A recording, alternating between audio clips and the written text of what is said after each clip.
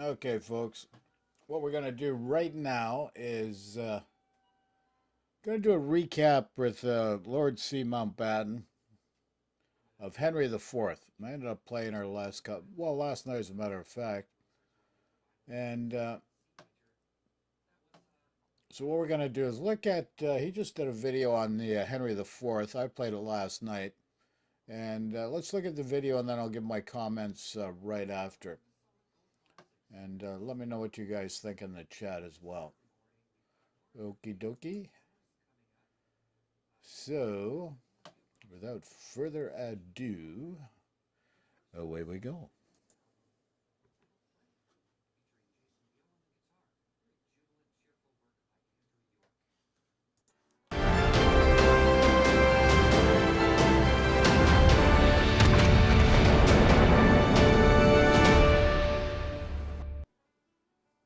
Hello, good people of YouTube. Mountbatten here, and today we are talking about the Tier 10 French tech line heavy cruiser, the Henri IV, or as I like to call her, the original super cruiser. And what do I mean by that? Well, if you guys remember, before we had the, actual super ships like the Conda and the Annapolis and the Satsuma and stuff, we started to get the what I called and many a player called super cruisers like the Alaska, the Kronstadt, the Stalingrad, so forth and so on. Cruisers with extremely large guns to be fitted onto a cruiser, but not quite large enough to be considered battleship caliber guns. Before all of that was even starting to make its way into the game, we had the Henri IV, which for a very long time had the largest guns mounted on a cruiser in this game, at least on a tech line ship. Yes, I know there's the Graf Spee, but I mean, that's the Graf Spee. So, the Henri IV. She came out back in, I think it was like 6.3, 6.4-ish.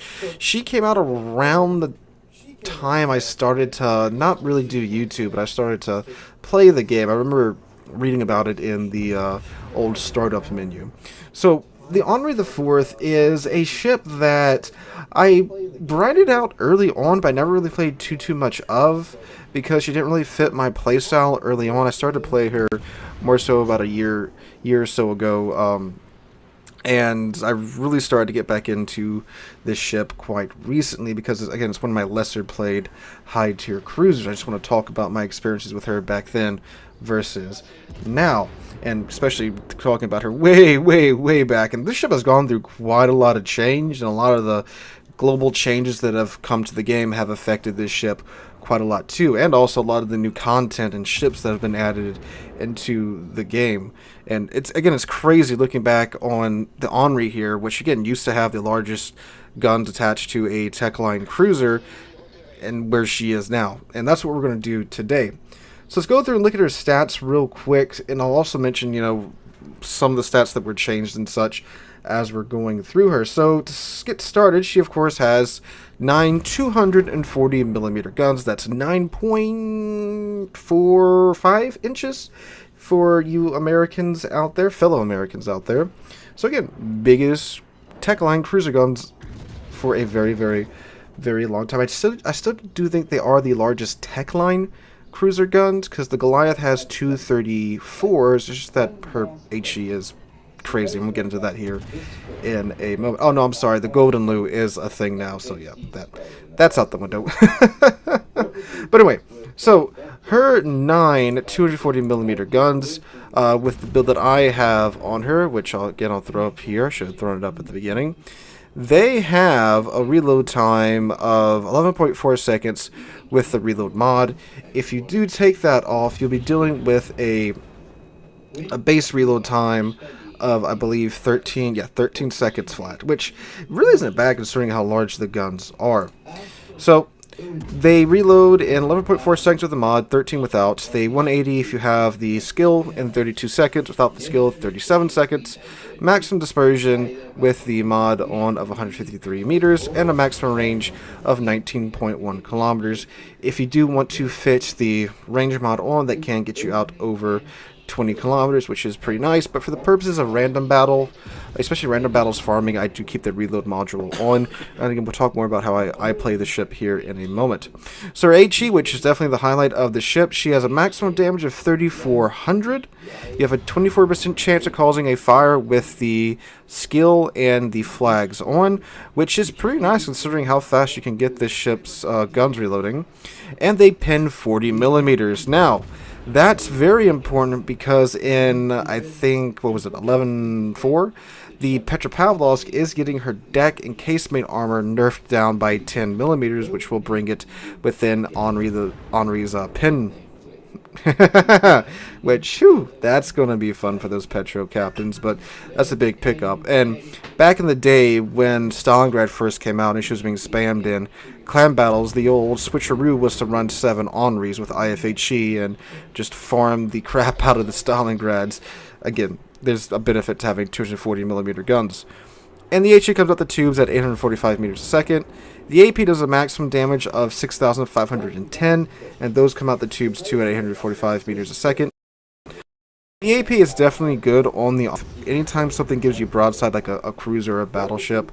It is ideal to switch over to AP, especially if you're at a closer range and start pumping AP into their side, because with most of the cruisers in this game, you will citadel the crap out of them. It still does have, again, good AP. It's just that the HE is also so good, and with some of the tools she has, it's definitely worth it to bait out those fires and then start more. Again, we'll get there on a second. I'm getting a little bit ahead of myself. She does have 12 127mm secondary guns. This is not a secondary ship by any stretch of the imagination, even though the range is out to 8.7 kilometers now since the rework, but they're more of serving dual purpose for AA, which it's pretty lackluster anyway. Before I go any further, let me go ahead and go over her armor. Kind of forgot to do that at the front. Got too excited talking about her guns. She has a 25mm bow, 25mm bow plate. Her mid deck is 30mm. Stern deck is 25, as is the stern plating as well. Her upper belt armor is 30mm. Her torpedo protection is 30mm as well.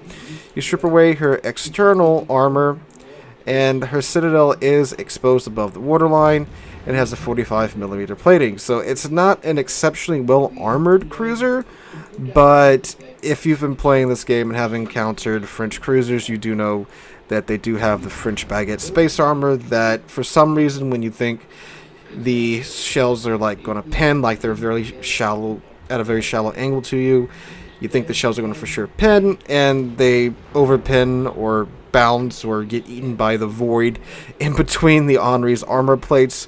It's wonderful, wonderful spaghetti code and geometry. I'm not saying the ship is like tanky thanks to its black hole armor. It's not. It's just that more often than not, your shells do the opposite of what you think.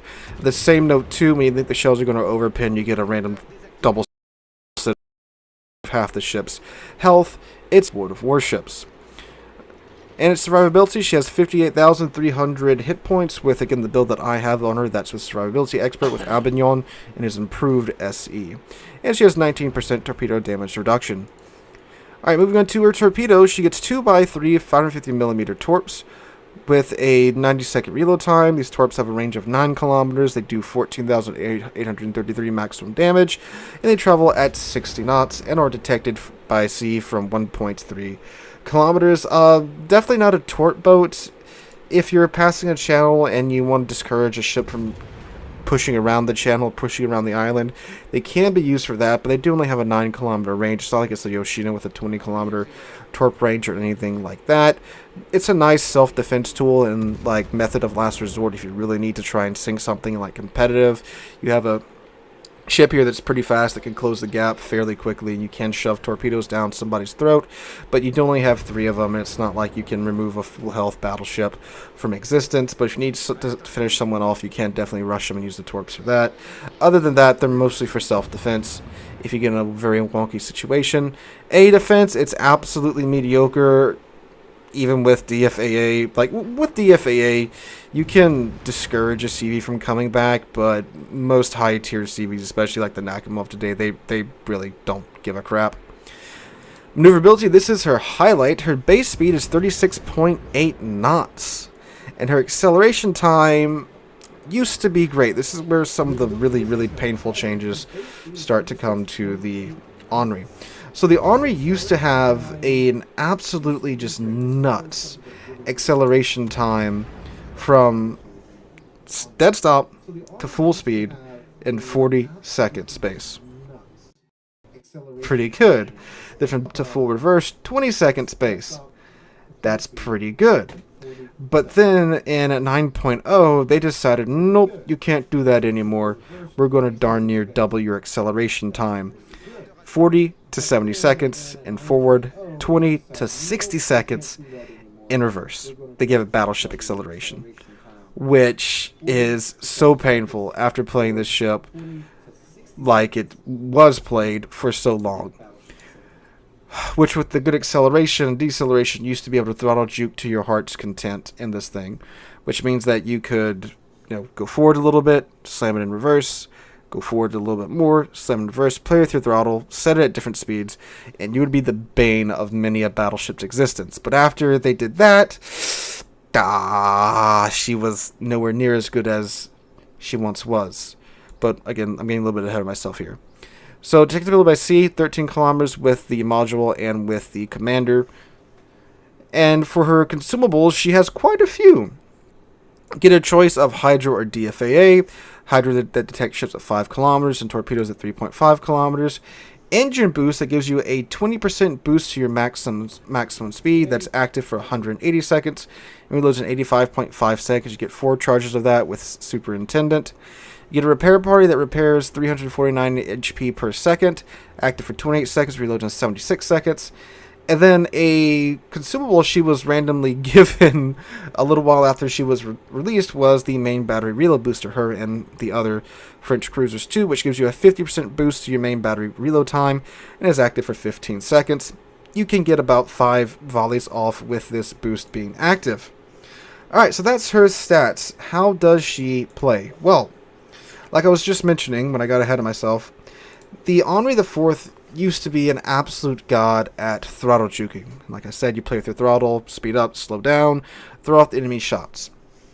Even just base, again, she had excellent acceleration, deceleration time.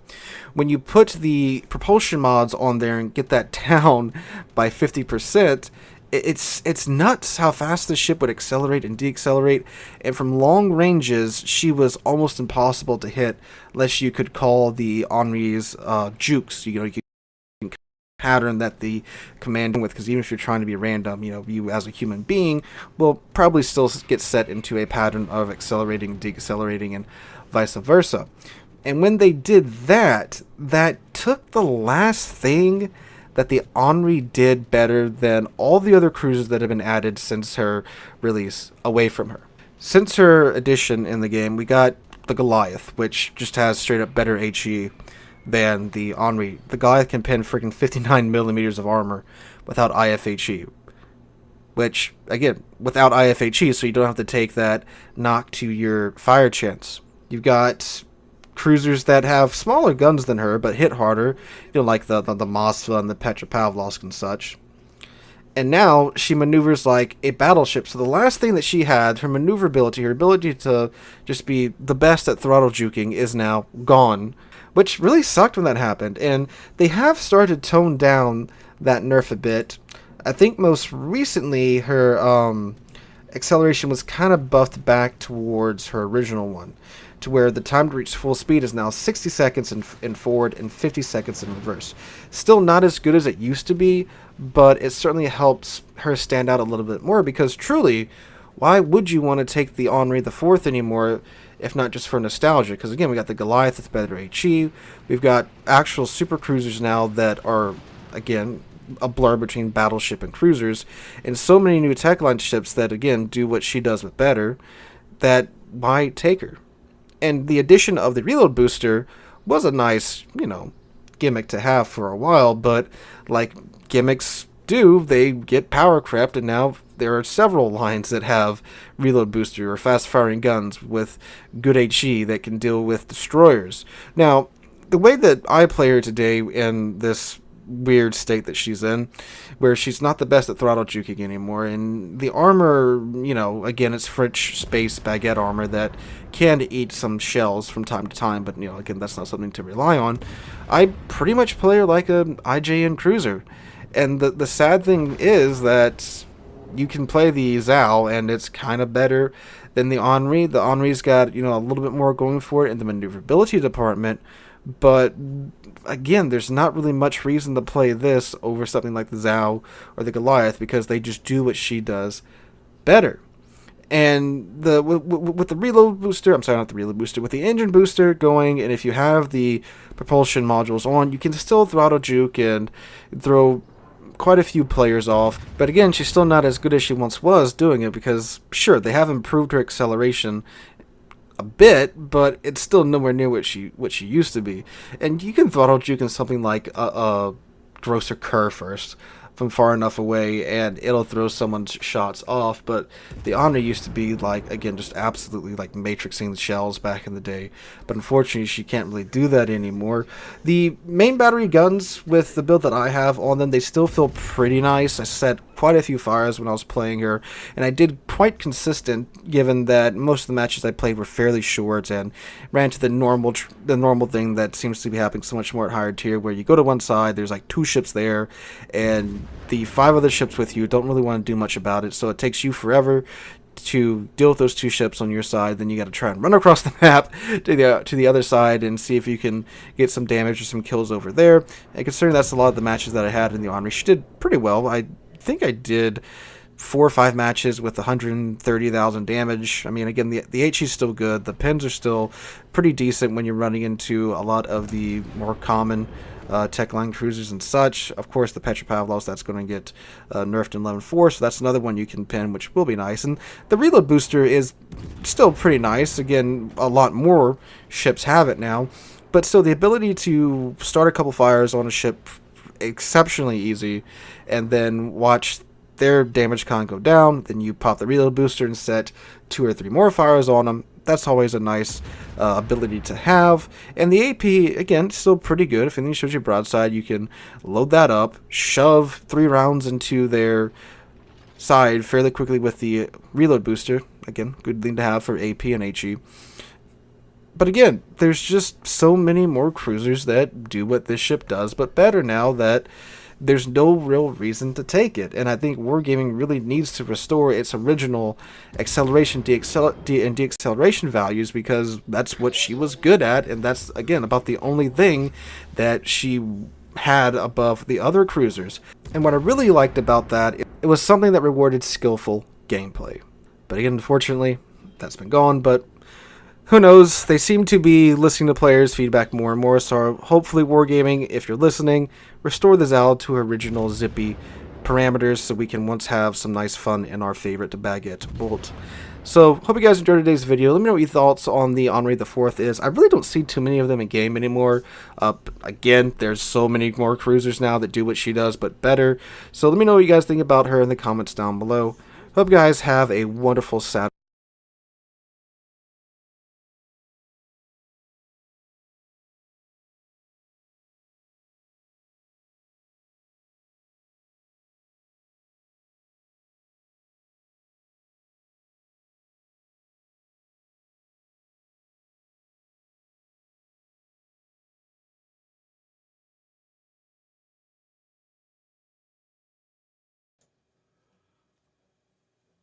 Okay, folks, how you guys doing? Hopefully everybody's doing well.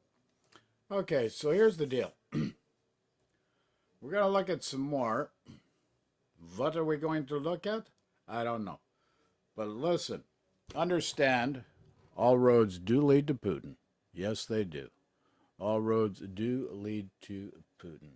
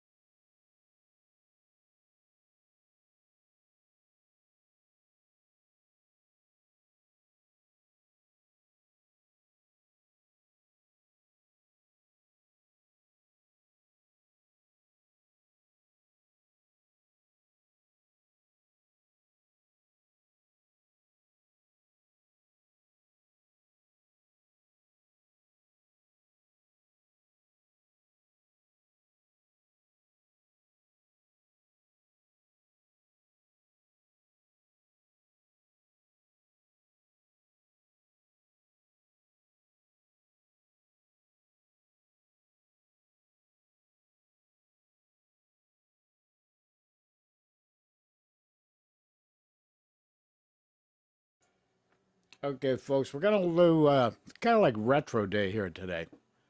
We're gonna go back to the Tier 10, the original Tier 10 battleship, the Conqueror.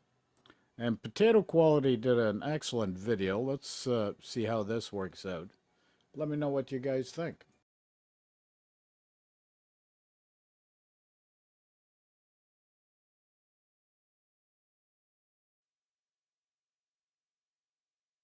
We're going to do another one take today. It's been a while, but I figured it was about time I showed you some more live games rather than just uploading some of the best results I get.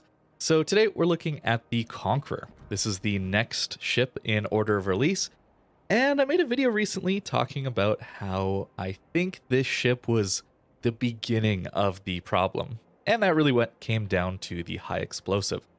This is the commander I'm using. I do think Grease the Gears would be very, very useful here. In fact, I maybe should just take that. I was thinking of saving up for Basics of Survivability or Improved Repair Party. But I actually think, yeah, Grease the Gears is just so much more useful. If you're wondering why I didn't have it already, Vigilance. These super heals are so important to the survival of a Conqueror. And these do not heal torpedo damage very well at all. So yeah, I really want to avoid torpedoes as much as possible.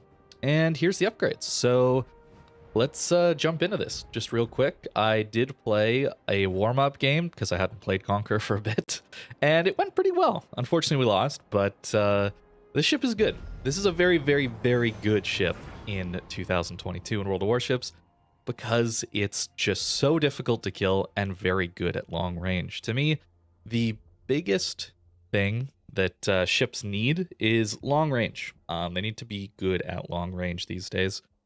It's fine if they're just okay at long range and good at mid to close ranges, but they need to at least have the range to engage things outside of 20 kilometers at tier 10. I really do believe that, since not every game is going to be one where you can play at 15 to 18 kilometers. That's ideally where I'd want to play the Conqueror, by the way, is in that 15 to 18 kilometer range. You can make very good use of the concealment on this ship to constantly be going in and out of spotting, taking out targets of opportunity. You'll notice here on the minimap, right, 12.3 kilometer detect, pretty amazing. Also, when I do play my battleships, I like to make my minimap big. Not quite that big, but cruisers, destroyers, I just need to know where things are. But when I'm playing a battleship, I really want to make sure my shots count. So that's why I have the minimap so big, so I can see the little X on the minimap right there. That's what I'm looking at all the time when I'm shooting. It helps me to lead in the vertical direction. Horizontal is still in front of me. Of course, I talked about that in the aiming guide I made a long time ago now. That's a year and a half ago? Pretty crazy. I think it's pretty lucky for me to be able to make these videos for you guys, so I'm really grateful you guys enjoy watching them, and I'll hopefully enjoy continuing to make them for quite some time. The Conqueror, of course, just to talk about what makes this ship so insane, is the high explosive. This is really why I think this ship is so amazing. All the other battleships up to the point Conqueror was released had the ability to do, I would say, in a good salvo, 10 to 15,000 damage to an enemy ship. Let's say they're broadside, right? 10 to 15,000 damage, I think, is a pretty good result from a Montana or Yamato into a broadside ship at medium range, 15 kilometers, let's say. Conqueror suddenly was able to do that with high explosive, which, of course, doesn't have the disadvantage of armor piercing, where it can overpen, it can bounce, and of course it can shatter, like armor piercing can also shatter. But even on a shatter, you're still able to get a fire. And well, 48% fire chance is pretty good with 12 guns. I think he's going to turn out. That's why I aimed pretty high. The downside of the Conqueror, although some of this is pretty accurate, the downside of the Conqueror, though, definitely is the dispersion at range. It's not as good as the Montana would be. Even though it has the same or similar dispersion values, its sigma, which is part of the calculation, isn't quite as good. We do have to be careful of Republic AP, since our Citadel was raised, right? So that was the nerf to the Conqueror a little while ago. They raised the Citadel. So we do have to be a little bit cautious when showing broadside now. When the ship released, of course, you didn't, which was ridiculous, of course.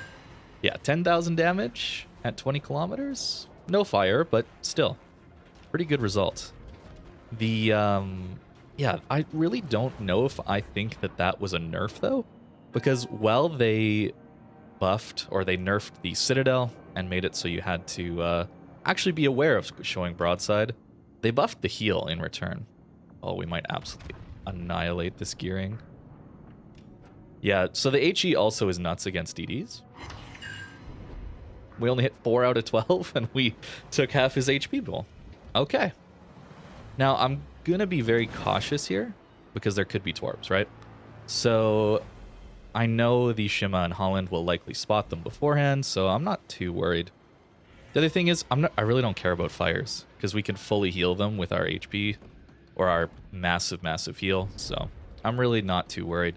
But what I don't want to do is push blindly into kiting ships. That's something I don't want to do. So I'm actually just going to turn away. And because of our concealment, even while on fire, we can easily do this. Get a quick shot into the Republic here. And I will use the armor piercing as well, just to show you what... Yeah, see, they instantly open up. That's funny. Yeah, so that's why you don't want to push into that. And, ooh, 6 full pens and a fire. The other thing, even if we're getting the same or similar amount of damage that a normal battleship would get out of armor piercing, and we're getting it out of HE, we have the opportunity to light fires, which of course on a full fire prevention battleship at tier 10 is still going to do around 10,000 damage. Ping there, just to show that there's a submarine. Maybe I'll even put a drop here or something. Just so people get the idea. I really, really don't want to be fighting an enemy submarine. Not alone.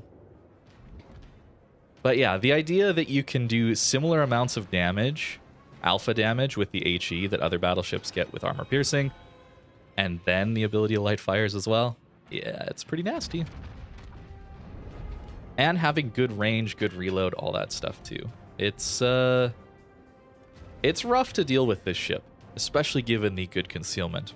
And you'll notice how much we can heal back, and I'm not going to heal. Right, this is only half of my heal right now, which is pretty crazy. I want to farm Adrenaline Rush, right? So at the moment, 24.6 second reload. If we look here, you can see it, the bonus we're getting. It's just a 6% boost to our reload, just from sitting on, well, 3/4 HP.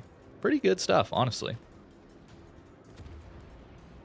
But the AP is also very good. I'm not one to use it very often just because the HE is so insane. But I do really think the AP is quite good. And I think that's because it's not the best dispersion, it doesn't have the best pen, but it has shorter fuses. So what that means is the AP, if it arms... Wow, another 6k in a fire there. Kind of ridiculous. If it arms, then the shell will detonate sooner than some other armor-piercing shells. So you're going to get less overpens. That's basically what it means. In fact, let's swap and see if we can hit this Hindenburg. He's sitting a little broadside. He probably thinks we're just loading HE. And of course, we also have Expert Loader, right? That is a huge, huge buff. Wow, 13k from Indy AP. That's pretty impressive. Unfortunately, we didn't get all our turrets. But let's see what the armor piercing can do. Yeah, there we go. Nice Citadel in. And the interesting thing is, I'm actually going to heal soon. I should definitely be healing now. But you see 43,000 HP is coming back. He's got a double fire. We're not concerned, though. We're really not concerned. He's going to accelerate. And it's because of this heal that I think there's an argument to be made that this ship actually baits people into firing too long, right? This Hindenburg obviously wanted to finish me off, but he might have overstayed his welcome, although my teammates aren't really around here. So we also have to be a little careful, though, because we could easily die here. I really don't know the combat ability of the new French battlecruisers, so Seems like they have pretty good HE, though, considering the fire chance that we're getting lit on us. We might actually die here. Maybe, well, I was thinking they overpushed. I think I might have overpushed. Oh, we're definitely going to die. This Hindenburg's just going to block me. Rip. That's really sad, actually. Well, not the best first game, but, hey. Mistakes were made. This ship can die. It certainly can die. He's probably going to load armor piercing and kill me here. That's what I would do. No! They're actually going after the Hindi. Or at least the Marseille. Marseille? Marseille? However we pronounce that. I think we might get away. Let's see. I need this fire to disappear. Oh, there's a submarine. Never mind. We lose. Unless we can juke it a little bit. 2, 1, 0. Heal. I need like 2 ticks. Good. And then we will go like this. And they should not be homing anymore. See, this is the problem with a submarine, right? Like, there's really nothing to do other than die to him. So, it's pretty annoying. Oh, and I'm gonna eat this one because we slide on the border. And yeah, so we're flooding now. Submarines are something I very much hate in this video game because there's no gameplay here. At least this Marseille and the Hindi, we're fighting them, right? I'm not fighting this sub. He's just farming me for free. And there's literally nothing for me to do other than die. And that's really sad to me because I want to play a video game, you know? But unfortunately, this game is not going so well. Oh, good. They got them. They got him. All right. Yeah, so I'm just going to ping there again. Hopefully our submarine will come back. Oh my goodness, he's so close. Look at that. How insane is that?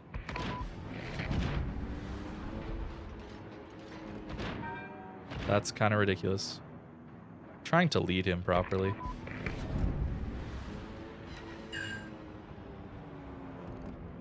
Let's see.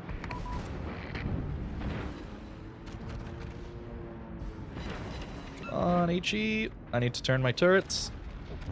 Nice, got him. Okay. Good job, Hindi. Thank you, man. That Hydro was so clutch. See, and that's the thing. I was thinking the guy was so far away, and yet he was like 2 kilometers away from us. Submarine game design is so stupid, but we all know that. Wargaming doesn't, but we all know that. But back to the Conqueror, the depth charges seem okay. I'm not really one to talk about the combat ability of surface ships against submarines. You'll notice in the Sherman review, I really didn't talk about that. And that's because I don't think there's much gameplay there. So you're kind of at the mercy of the submarine. And that's why AA is not really talked about by me either. It's just you're at the mercy of the other player, even though it's an online PvP game. But 85k in this kind of game, I'm okay with that so far. This Cyclone is a little bit rough to deal with. I actually might go for blind shot here. Well, pseudo blind shot, right? It's not really, since the CV is spotting. Of course, we're looking at the X on the minimap and trying to line that up where we think he's going to go. That's reasonably accurate, too. CV got the reset, and we whiffed. Too bad. So, Cyclones are actually not the strong suit of a Conqueror. Conqueror is only tanky when it has a heal available. As soon as its heal goes away, it's suddenly a tier 9 battleship worth of HP with honestly worse armor than most tier 9 battleships. So it's really clutch. This super heal has to carry you. That's really it. And that's why I do think vigilance is so important. Of course, if the torpedoes home in on you, there's really not much you can do to dodge them other than try to time your damage control correctly. But against normal torpedoes, having vigilance is very, very nice. You could even run Legendary mod instead of the concealment upgrade, and that would give you the ability to turn much quicker. If you've played both Thunderer and Conqueror and are wondering why the Thunderer feels so much more agile. It's because it basically has the legendary module built into it, the Conqueror legendary module built in. So that's why it has a much better rudder shift. And I do like that for Conqueror, but honestly, I really do just enjoy the concealment. Having 12.3 at tier 10 is very, very nice. All right, Midway got the Hindenburg, which is good. Now we don't have to worry about that as much, and we're going to actually try and help our Hindenburg against this Salem. I don't know how healthy he is, but a blind shot here could be really clutch. Well, the Republic's come up pretty quickly as well. I think Salem's moving. We'll guess there. Wow, that is some accurate blind shot right there. Wow, look at that. I mean, obviously these ones aren't. Let's see, what do we get? That was nearly 10k. That's pretty good. Our Hindi probably dies because fighting a Salem at close range is rough in any cruiser. He got the Shima. And they... Oh my goodness. Wait, Hindi torped the Salem. Man, I've got some good teammates in this one. That does not always happen, mind you. But I got some really good teammates in this one. And since we're so far ahead on points, they really need to come at us. So the one thing that's going to save us this game is actually our carrier. So I really do want to make sure he stays alive. And I'm just going to continue taking blind shots. So I don't think I actually need to go towards the cap right now. Our sub's doing good stuff there. I'm just going to continue to push south. But yeah, cyclones are weird in this game.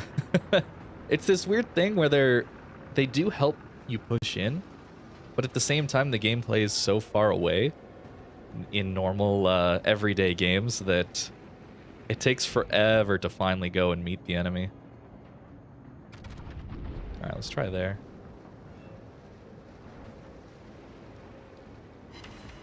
One hit. That's okay. Minute 58. Oh, I waited too long.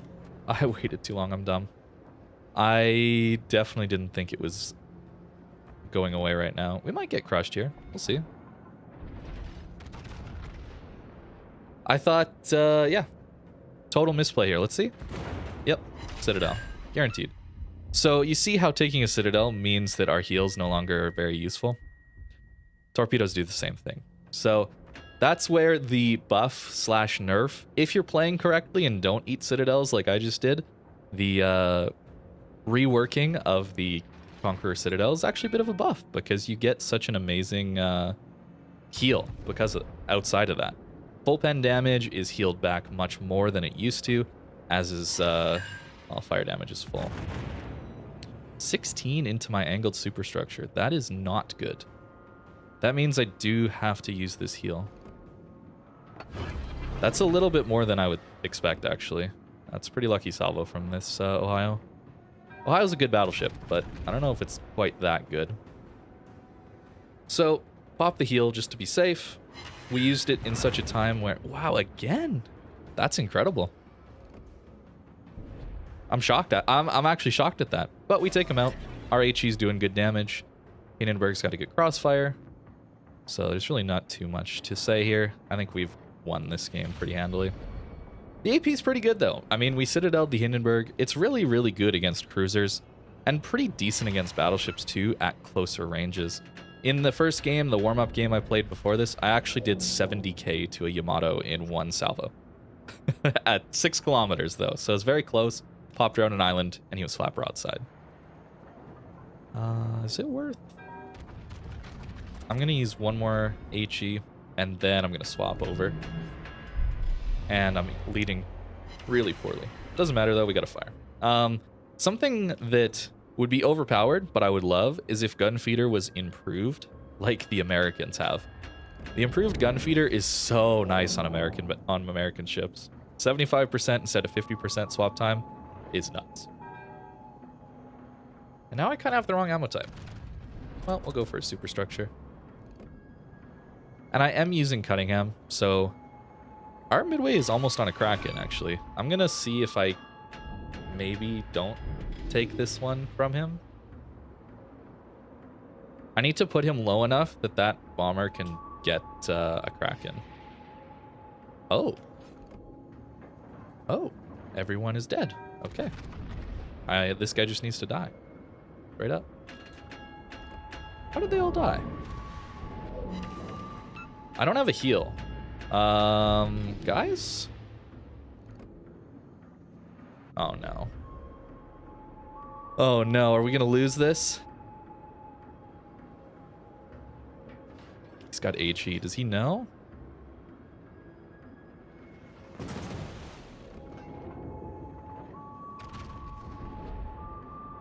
Put him to 9.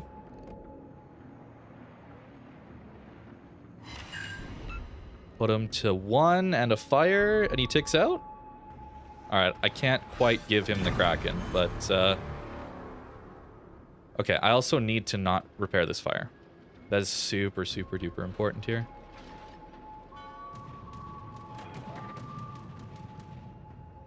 I can't repair this because of carrier coming in.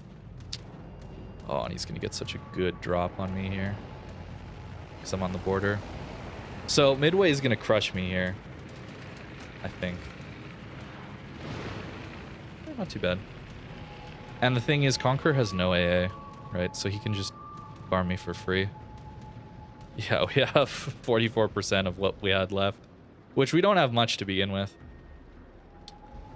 I just kind of have to try and hope he dodges. Or hope he whiffs. Slow down, turn in. Oh, he's going to whiff this one? He did whiff it. Okay. So now I still have my damage control available for his next strike, whatever it may be. And it's very important that we angle properly to the next one, which is why I'm trying to get off the border. That makes me very predictable here.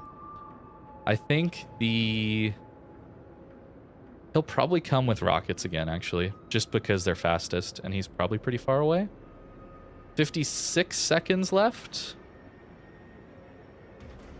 Even if they get in A, they don't win. So he has to come kill me.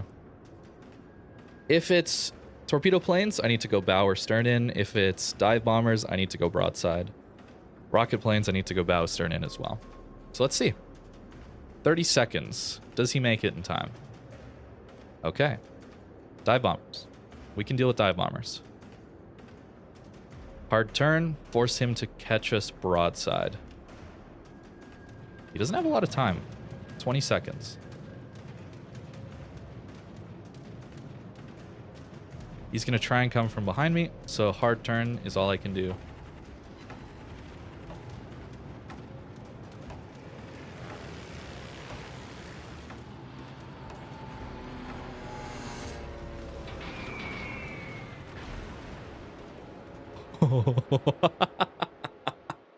Yes, we win. Okay.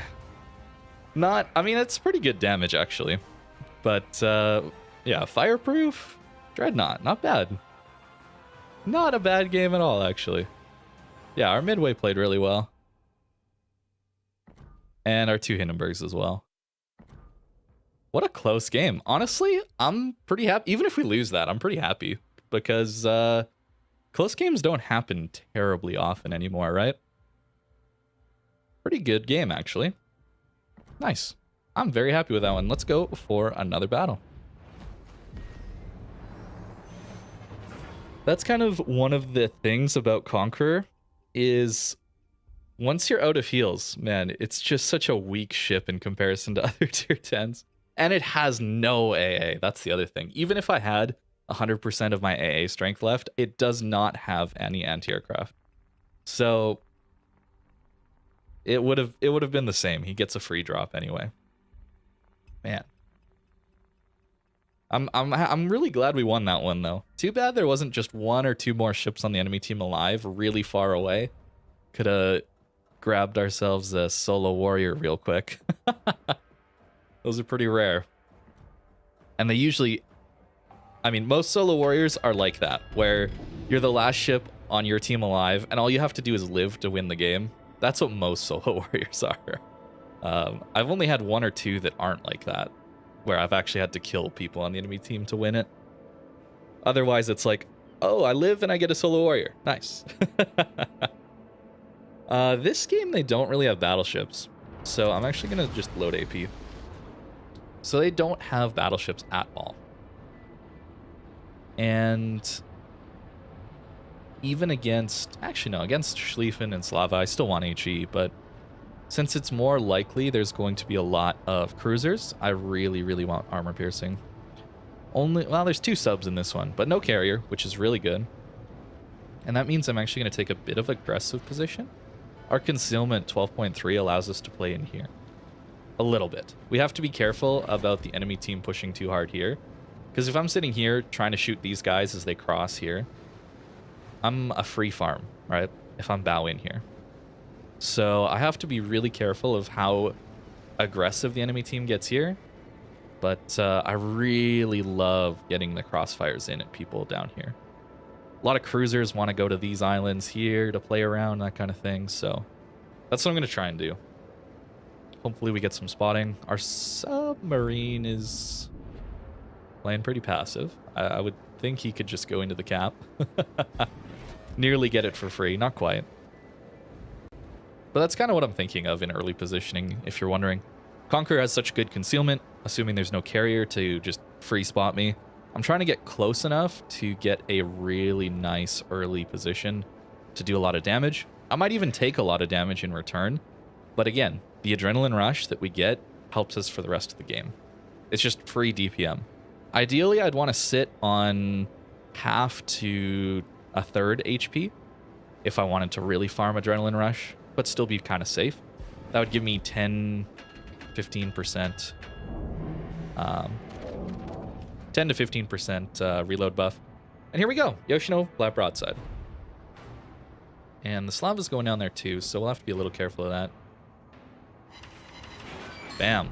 Good first salvo. See? The armor piercing's actually really good against cruisers. We have no hope of penning the Slava belt, though. Not at this range. But against cruisers, we're pretty alright. And we noticed the Moskva and Hindi making pushes up north, so got to be a little careful of that. Oh, no. The Sherman torps. Oh, this poor Hindi. That is a sad moment right there. I feel for that guy. Since we can't pen the upper... Or since we can't pen Citadel, I'm aiming for upper belt with the... Oh, I hope I don't block this guy. That'd be a really bad play by me. Yeah, okay damage.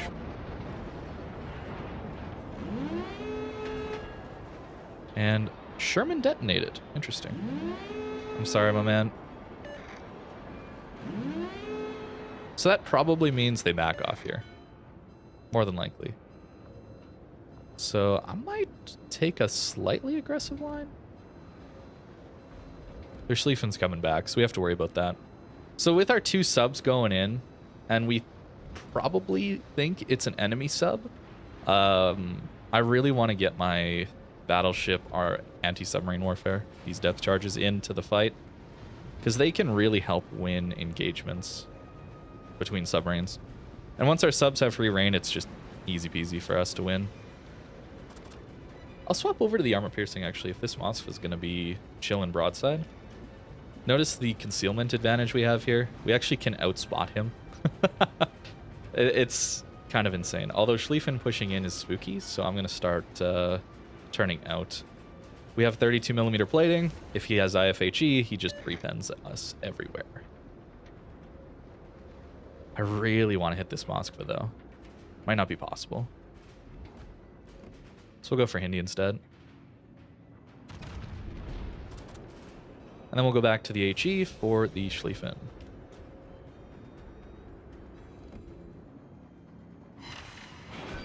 Shatter bounce. Unfortunate. He did turn in, though, to be fair. Those are Schlieffen torps. Should have stayed with Arbor Piercing. That's the thing. Hard to know. Yeah, our AP here would have been nasty. Oh, well. Oh, my goodness. He got one shot.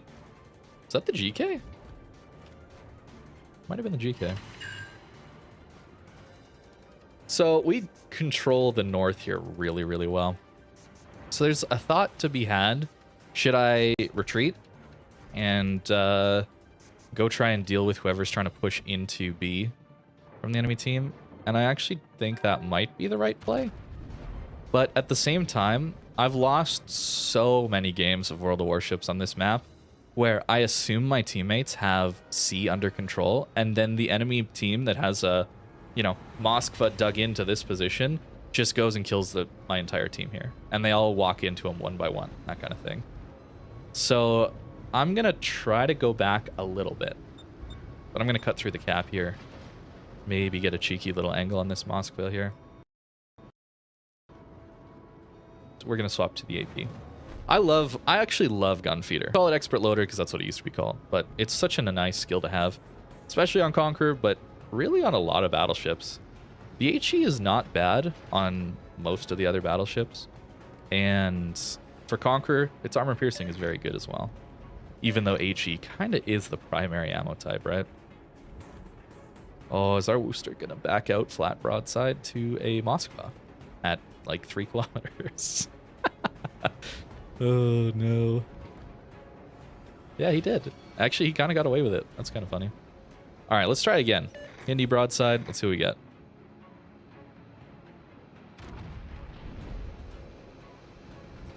You can see just how nice the concealment is. He didn't even see me. Oh, surely that's a Citadel. And look at that, we're actually unspotted. Crazy. Nice, they got the Moskva. They will be forced to retreat from here. And I don't have a shot anymore. Too bad. Maybe I can catch this Stalin? So I haven't had the... But our team has started very, very, very... Yeah, I'm going to try and shoot this Stalin while turning out. And then my next shot will be for the Des Moines. If he ends up getting spotted. Or the Schlieffen. Either one. But now that we know we're not going to get flanked from here, the Hindis has to run. It's pretty good for us to contest whatever's in B. And I was hoping to catch the Stalin, but it looks like I didn't. Kind of failed at that. But we might get a nice shot into the Hindenburg here. Who doesn't know we've opened up this angle? Let's see. Turning out a little bit. And now we're going to hard turn out so that we don't just show flat broadside to the Schlieffen. Man, no Citadel again. I was a little high on the aim, probably. But still good damage.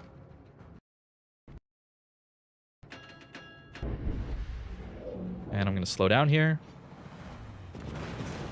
Since we can actually shoot over this into the Schlieffen side.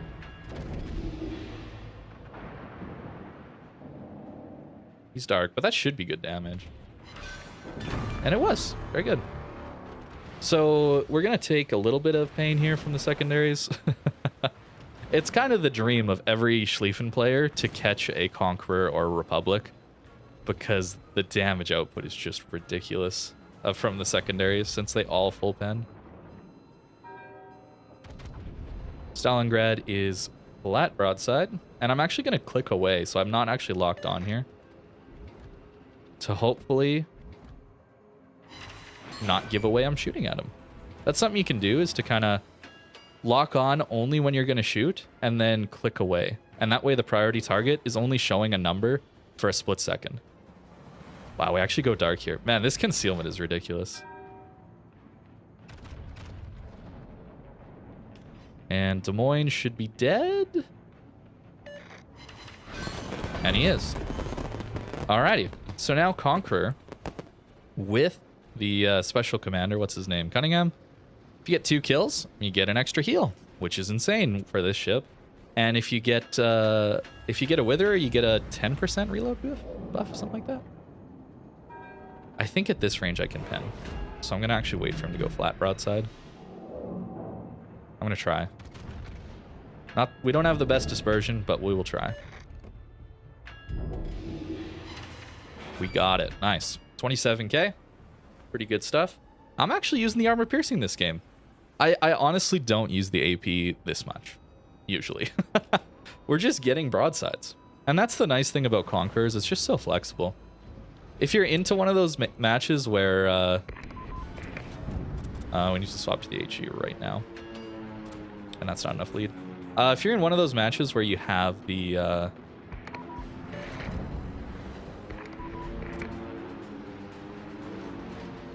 where you have bow-on battleships and that kind of thing, it's pretty easy to just load the HE and farm an insane amount of damage.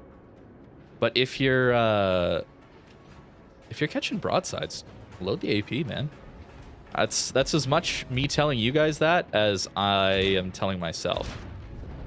Because I'm having a great game here, and I've mostly used AP. I'm keeping HE because of this submarine, though. If he pops up, I really want to have HE because it's just going to do more damage. But I think we should get him with those depth charges right there. Very good. Very, very good. Speed increase. I guess we have a speed increase now. I actually don't know everything Cunningham does. Oh, that's funny. All right, HE salvo. And then we'll load the AP again. And look at this. Another 141k. The flexibility that this concealment gives is so, so wonderful. Not enough lead. The shells are floaty at range. Definitely floaty at range. But I like the Conqueror as a ship.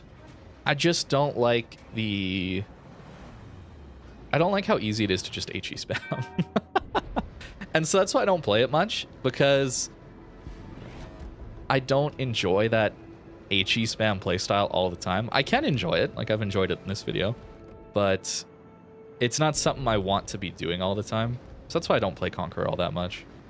But it's a very good battleship still. See if we can catch this guy. Did I lead that enough? Not quite. Oh, we still got the lucky Citadel in.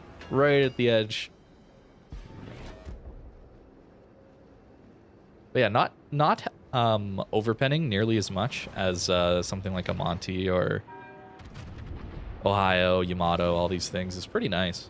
It still overpens though, don't get me wrong. Like if you catch a broadside Smolensk, you really should load the HE. Because the HE has enough to Citadel. Minotaurs, Austin, Smolensk, Colbert. So if it's broadside at close range, you're still not going to do much damage. With the armor piercing, I should say. It's the HE that you want to be loading there. But it's nice to have the option.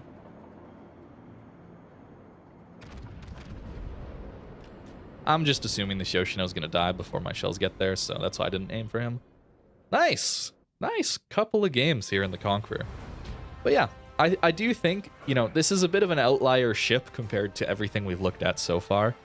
Everything I've looked at so far in this one-take series, if you didn't know, I'm trying to go in order of ships released while talking about them. It's a bit of an outlier. It's to me, the start of the, okay, what are you thinking? What's going on here? But pretty good game here, too.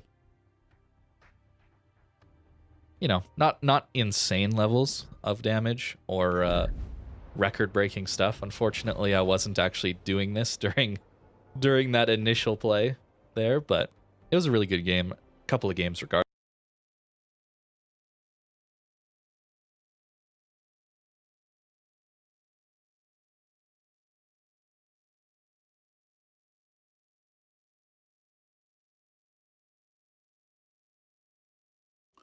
Okay, so there you go, guys. Tier 10 British battleship, the Conqueror. Excellent battleship. One of my favorites. Absolutely marvelous, darling. Absolutely marvelous. Yipper doodle.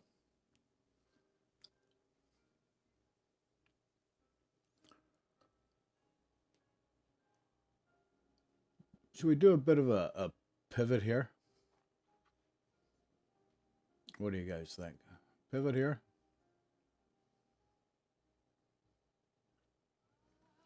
I'm just curious.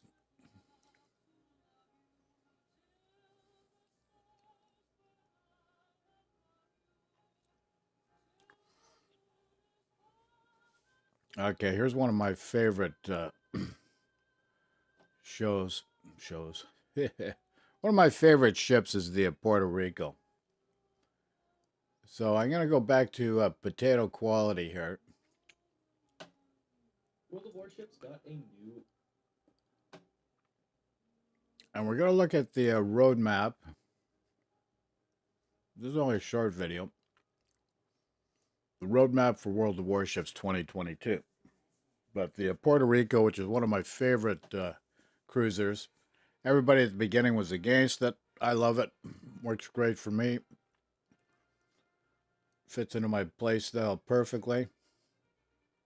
Let me know what you guys think. We're going right at her, folks. Going right at her. World of Warships got a new roadmap, and we now have a pretty clear idea of what's coming into the game for 2022. So in this video, I'm going to look over it and pick out the more important pieces, the things that I think are important to know about going into 2022 here for World of Warships. Of course, I'll link the full waterline roadmap in the description below if you want to read through everything. But these are the most important things that I think are coming in 2022. French cruisers, to start with, have been in testing for a little bit, and in 11.4, we're going to get our first early access. So, of course, that means 2 full updates where we don't really have access to all the French cruisers. So it looks like 6 is when the full cruisers will happen. So it'll be interesting to see how they function. They're large caliber forward mounted guns with reasonable speed but kind of poor armor. Might be an interesting ship to have, although of course we have some pretty decent battle cruisers in the game already, and they tend to suffer from not having fire prevention anymore and potentially some longer fire durations too. So we'll see how these ones end up, but if they're really good at long range, I can certainly see them having a place and being pretty good in the meta, especially if they have the French HE, which is notoriously one of the best HE shells in the game. We're also going to see Arms Race be pushed into random and co-op battles as a normal game mode. This is going to be a little bit interesting to me. Of course, any damage records and people who hunt leaderboard spots on for each ship, well, all of those records are basically going to be based on how many games of Arms Race you can get. Of course, there's so much more HP to farm in Arms Race, so anybody looking to leaderboard certain ships for damage, yeah, you're going to have to really work on that again. And if you've already done a ship, well, you're at a disadvantage. So I'm not so sure about Arms Race coming in, but that's a very niche reason. I think one of the main issues with Arms Race is that it leads to more steamrolls. Once a team gets a little bit ahead on the upgrades that Arms Race provides, the games tend to snowball out of control very, very quickly. I find we're already having a lot of quickly decided games where it's just a blowout victory or a blowout loss, and I think Arms Race is only going to make that worse. That's my major concern. The damage farming, that's just a very niche one that is a side effect of adding Arms Race into the game. The real problem is the blowouts, in my opinion. Those are, of course, the spring updates, so all of those will be coming into the game at least by next patch, because summer is right around the corner. And in summer, we're getting some British battleships. And these new British battleships look to be a battle cruiser line, so it'll be interesting to see if they're like the Incomparable at all, where they have pretty amazing concealment with a few number of large caliber guns and are pretty fast as well. Could be an interesting line, although if you guys know, I really did not like the Incomparable at all. I did not enjoy 6 guns on that battleship and the inconsistencies that come from that few number of shells. But it'll be an interesting to see for sure. I'm always interested in battleship line coming to the game. They're also looking at adding a new iteration of Convoy where they're breaking out the convoys multiple paths, fully producing more interesting game modes that don't just result in destroyers YOLOing to spot the enemy's convoy ships, and then all of the battleships and cruisers just rushing to focus out the convoy to win the game. I think this could be interesting, but I don't see it being particularly popular. And now we get to probably the most important part, or the most controversial probably part of this roadmap, the return of the Puerto Rico. Of course, Puerto Rico was a massive, massive failure for wargaming. This initial dockyard was just awful. It was impossible to grind out unless you spent like 12 hours a day on the game or forked over some money, right? It was around $300-400, I believe, somewhere in there. And it didn't help that some wargaming employees happened to, well, let's just say, not exactly respond to the in the right way. Would you or any wargaming employee be willing to grind the Puerto Rico event without boosters live? So I don't think so.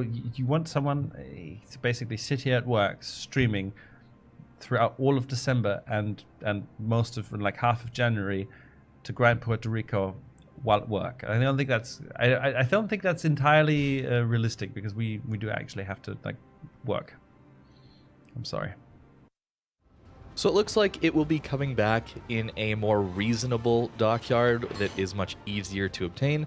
And for people who already have Puerto Rico, there should be some different rewards for doubloon, steel, coal, or research points if you also complete it. But that's a very small number of players, because not many people actually got the Puerto Rico. I think that for the vast majority of people who played back then or who are newer to the game, this is your opportunity now to actually get the, which of course is basically a big Alaska with worse dispersion, worse reload, and slightly better armor, but is really not very maneuverable and has much worse concealment.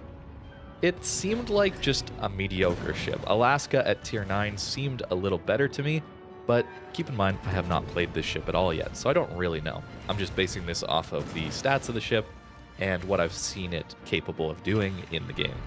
And finally, we're getting the return of operations. These PvE modes that were very interesting scenarios have kind of just been forgotten. I thought they were really cool, and unfortunately Wargaming nerfed some of them incredibly hard because they actually paid out pretty good XP rewards, which I thought was really bizarre. I think it was really cool that there was an opportunity to join a lobby with some friends or even just some random people in a queue and play a PvE game mode where there was a really cool operation that you carried out with those people against the AI, and that it actually rewarded you with experience. I never really understood why they removed that.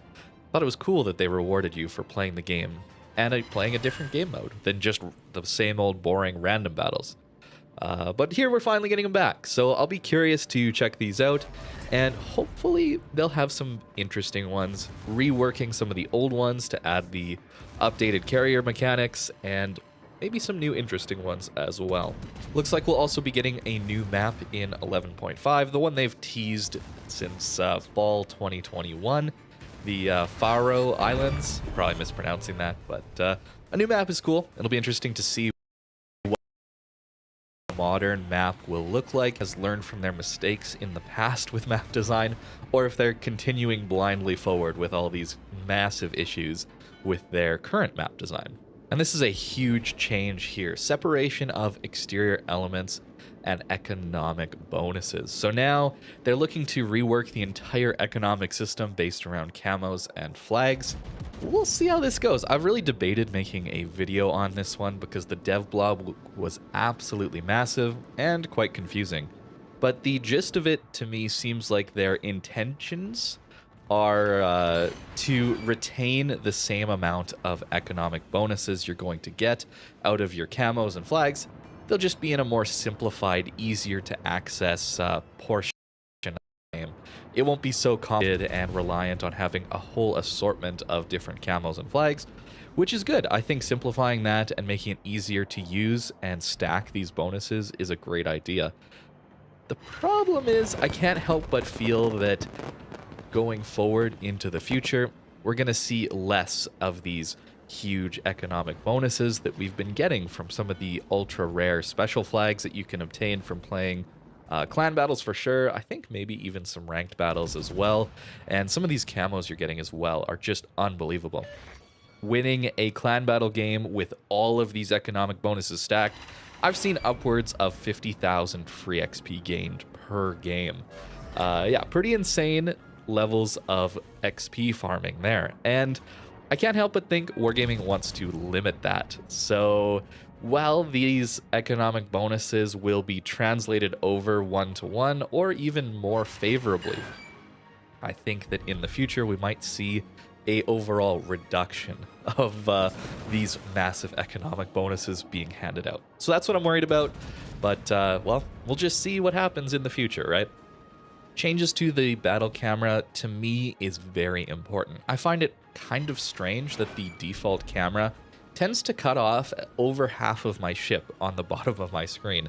And since I'm generally focused on the middle of the screen, right, trying to aim and look for targets, I basically feel like I don't see the ship I'm playing that much at all. So giving the opportunity for players to tweak their own battle camera to what they is awesome. I'm really looking forward to this, and I hope that it's got easy enough controls with enough customization. The World of Warships Legends, the console camera, I think is much, much better. It puts the ship in a much nicer frame on the screen while still giving a good view of the battle. So that's the end of the summer editions according to this roadmap. And now we're getting into fall. And here we see Japanese light cruisers. This is something that I've kind of thought about for a while, why we haven't seen any Japanese light cruisers. The American tech tree line has been filled out pretty heavily with alternate lines, and the Japanese one really hasn't. So it'll be very interesting to see what these ones look like. 155 Mogami has been such a classic powerhouse that people have loved in the game. So seeing a whole line that looks a little bit like that could be interesting, or maybe it'll be even a bit of a different route. But we're finally going to get to see Japanese light cruisers. And near the end of the year, it looks like they're also going to be working on another new map on top of this Faroe Islands, and hopefully, like they say, continuing reworking maps and ports to bring them up to a modern visual quality. There's a large difference between the more modern or updated maps and some of the older maps. I really, really hope they continue to work on this, because there's, to me at least, a massive difference in visual quality between these two. So that is the roadmap for 2000. Okay, there you go, folks. Really curious to know what you think. Really appreciate you joining in with us here today. Now, what I'm going to do is I'm going to go back to Sea Lord Mountbatten. Now, this is all different viewpoints, and I think it's very important to have different viewpoints. So what we've got here, you just seen the roadmap 2022. Now we're going to look at Sea Lord Mountbatten, and what he's doing here is, this is his opinion, what needs to change in order for the game to improve and survive. So this was current as of 3-4 days ago. So Sea Lord Mountbatten now. The title of this is What Needs to Change in Order for the Game to Improve and Survive. Now let us know, because we want to get your feedback so we can provide our own opinion as well. And greatly appreciate it. Thanks for watching. And remember, Bob is your uncle. And love and peace to everyone.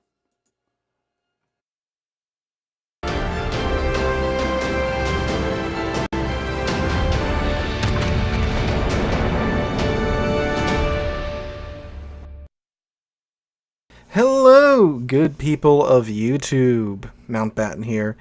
And today I'm going to be talking about what I think the devs need to focus on in terms of what's needed in order to make sure this game survives and improves. I mean, like, this is such a niche category of gaming that there's, what, 2, maybe 3 games out there right now that cover the early to mid 20th century naval combat in an arcade style, but not exactly a simulator style type of game. I mean, it's really this, War Thunder Naval, and then there's like a couple of cheap Chinese ripoffs. and that's really only it. So there's not a lot of competition out there, which I'm sure the devs are well aware of, and that leads to some of the choices that we've been seeing made recently. But anyway, I'm going to go through some of the biggest issues that I have right now with the game and things that I think need to be improved upon. There should be chapters down below so you can bounce around and see my thoughts on certain topics. And these are just my main issues. There's, of course, dozens and dozens of things I could sit here and talk about for hours and hours that need to be changed about the game. But this is, again, in my opinion, some of the biggest issues that the devs need to look at in varying orders of importance. This is in no particular order by any stretch of the imagination, just kind of in the order that I was thinking of them when I was writing the script for this video. But anyway, let's go ahead and get going on with my first issue, which is the port UI. So the port UI, yes, this isn't a huge issue, but it is certainly a quality of life issue that needs to be updated. The UI has not changed at all in the port since I'm pretty sure the pre-alpha days. It's very old, it's very outdated, it looks like it's from the early 2000s, if not the late 1990s. I'm pretty sure I've seen this overlay in a couple of really old MMORPGs before in the past. It just needs some touching up cosmetically and functionally too. Those of you that have been on stream, when we do the community streams, you guys have seen how, for some reason, despite myself being online, someone else being online, we're trying to get them in a division, me typing in their name perfectly the same way that they spell it, and we sit there for 4 or 5 minutes and we can't find said player, even though they're online and they can DM me and I can see them in my DMs, but when I go to invite them to a division, they're still not there. And this has happened too, not only with random players online when we do the community divs, but for clan battles too. We've been sitting in the division inviting this one player that we're trying to get into the clan battles, who's in the clan. We all have them on our contacts list, but for some reason it's not going through. They're not showing up as online. They've restarted their PC, restarted their game multiple times, and it's still not working. And we have to play hot potato with the division to see, okay, so who can we give the division to, the commander position to, and see maybe if they can invite them into the match. It's ridiculous that it's still in the same state, and it desperately needs an upgrade. Again, it's not a huge issue, but it is an annoying one, especially if you've been playing this game for long enough and you've had to deal with it for that long. So if you're listening, devs, for the love of God, update the port UI, fix the bugs in it, give it a bit of a facelift, make it look like it's something from this decade at least. Alright, next up, which I wasn't even sure if I wanted to talk about this, and of course, submarines. So I think it's to the point to where most players should be ready to accept that they're coming out. We're far beyond okay, they can still abandon this at this point and not much has been lost. I mean, they've got 2 lines that we know of for sure already done, that they're testing the full lines in-game right now with the Americans and the Germans. We also know that they are working on the Soviet submarines, an actual sizable submarine fleet, unlike the rest of the Soviet Navy in-game. I'm pretty sure we've heard something about British submarines before, and I'm sure the Japanese have quite a few that they're working on already. But again, we have 2 that are already completely done. They've already gone and completely added in new underwater maps for every single map in the game, with textures, details, sound effects, so forth and so on. They've been bug testing those maps too for quite some time, and we already have a whole host of mechanics to counter them. So the point being is that they are so far into submarines that there's no way that they can just throw them away right now, especially after abandoning their largest office in Belarus and getting rid of their 2 other offices in Russia. There's no way the company can take a loss like that and then go ahead and throw submarines out the window too. Financially, it just wouldn't make sense. Now, before we get into my issues with submarines, I do want to point out a couple of things. Wargaming has done a very good job of listening to the community's feedback in regards to submarines. We've seen several changes very recently in direct responses, such as the visible pings, and now they're bringing back the hydrophone.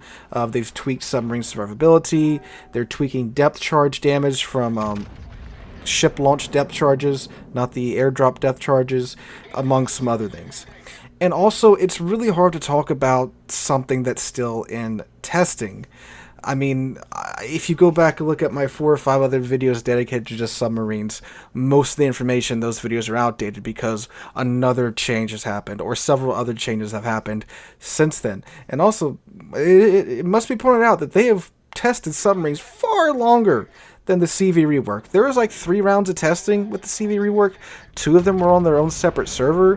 One was on, I think, either the PT or the live server, and they just said, alright, that's fine, and threw the CV rework into the game. So they must be commended for that. Now let's go ahead and criticize them. So my main issues with submarines right now is that, first off, ship drop depth charges should be almost instant kills to submarines. When a submarine is spotted by a surface ship, and that surface ship starts moving toward the submarine, the threat from that surface ship should be so great that that sub has to instantly dive to max depth in order to avoid being sunk, as very much was the case in real life in World War II.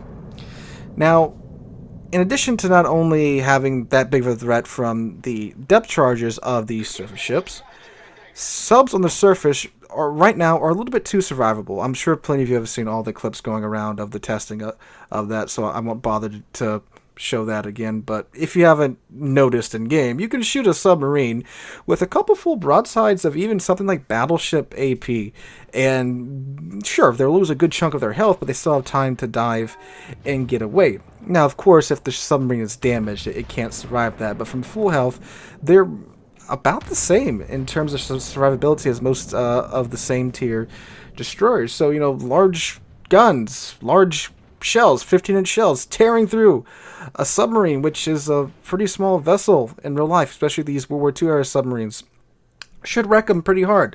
Of course, not only BBAP should do this, but of course, shells from cruisers and destroyers should, again, wreck these submarines. So once again, the threat should be so great that once the submarine gets detected, and it's within gun range of these ships, it should dive the second it's spotted.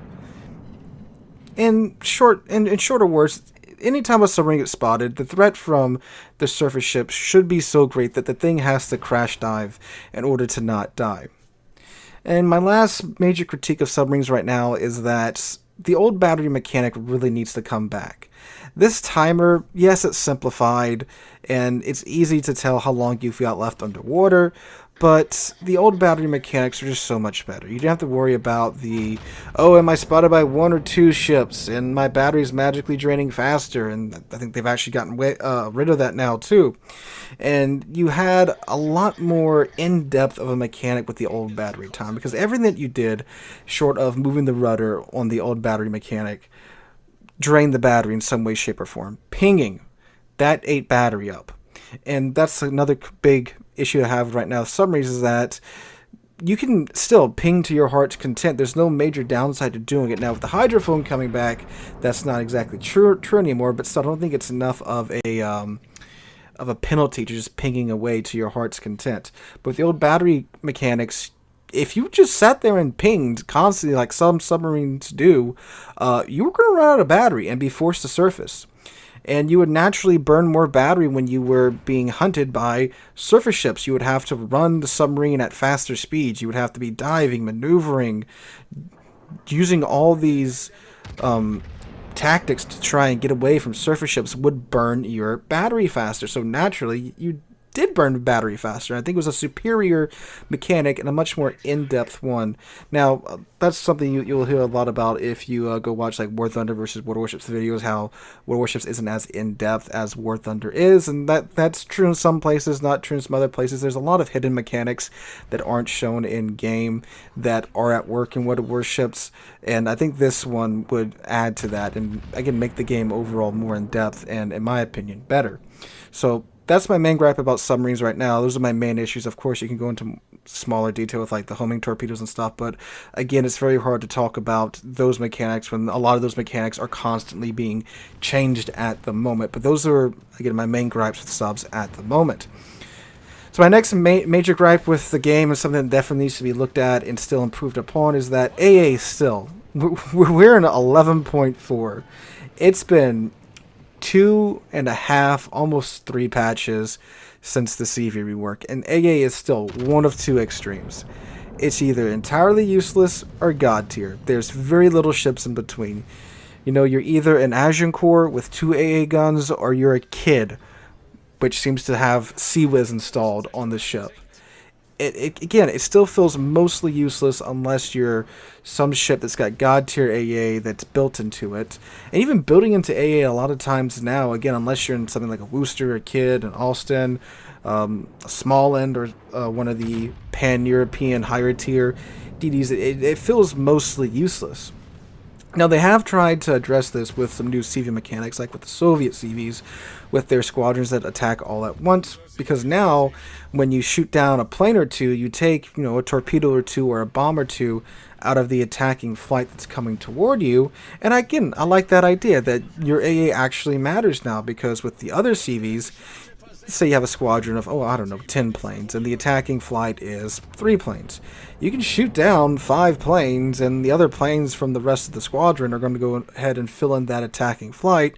So, while you did you did destroy some of the carrier's planes, you haven't really done anything to take away the damage coming in at you. But with the Soviet CVs, with those all-at-once mechanics, you can take down, 2 or 3 planes, and that removes the ordnance coming in at you. I really like the idea around that, and then they gave him the ability to drop outside of most of your effective AA.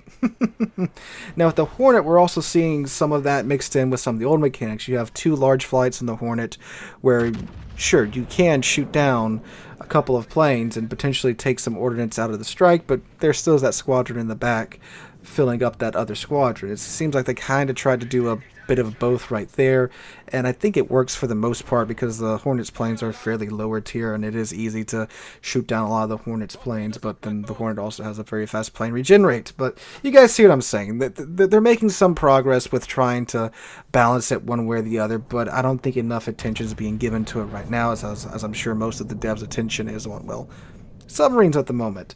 And again, what's the solution? At the end of the day, I don't know.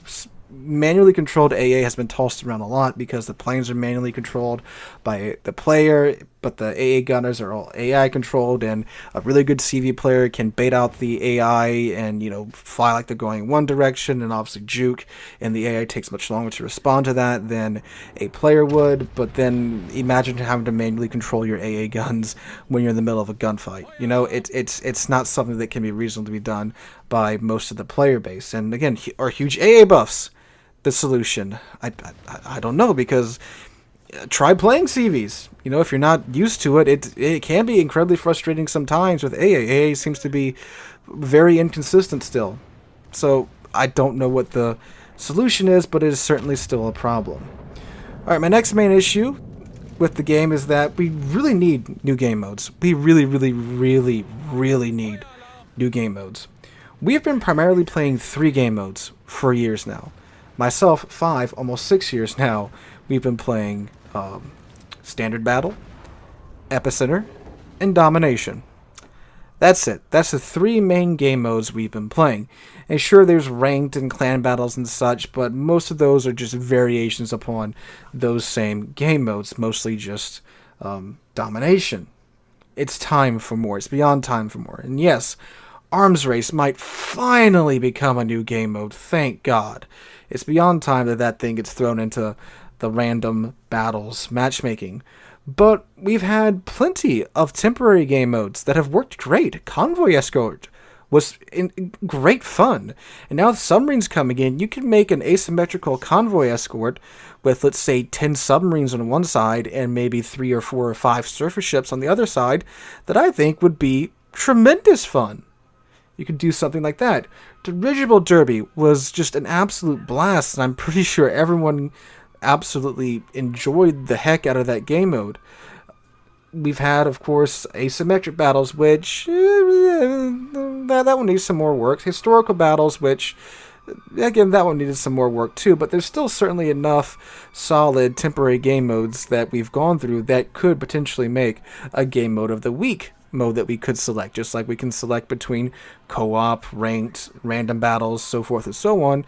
We just have a game mode of the week that's, hey, this week it's convoys, next week it's dirigible derby, week after that asymmetric battles. Week after that, it's historical battles. Week after that, it's submarine convoys, so forth and so on. It could work, and we definitely need new game modes. It's beyond time for fresh content for this game in terms of game modes. Again, we've been playing the same game modes for the past 5 to 6 years now. It's desperately time for more. My final gripe is that super ships still need work. It was still far too soon for these things to be added just straight into the game, straight into the tech trees. But just like submarines, I do believe the super ships are unfortunately here to stay.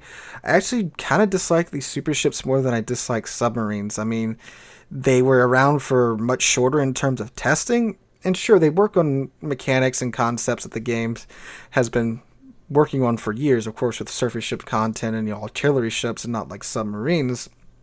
But they're already moving forward with more and more super ships. We just got the German super ship, super cruiser getting announced.